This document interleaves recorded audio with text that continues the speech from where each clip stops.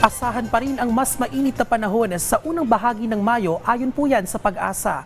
Posibleng tataas pa ang mga naitalang maximum daytime temperature at heat index base sa monitoring ng Pag-asa. Naglalaro ito sa 42 hanggang 51 degrees Celsius o danger level heat index. Samantala, itinaas ng NGCP ang yellow alert sa Visayas Grid Alert.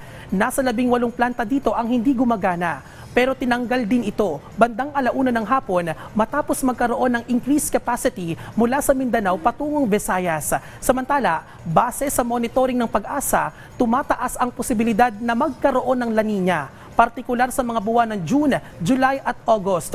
Kaya naman, patuloy ang paghahanda ng pamahalaan para rito. Yung transition ng ating preparation and mitigation from El Nino to La Nina dahil may mga possibilities po. Andito naman sa parte ng DOST Pag-asa, so patuloy yung sa ating establishment ng mga major river basins natin. So ito yung mga kakatulong dun sa mga flood prone areas, pag-establish ng mga flood forecasting and warning system.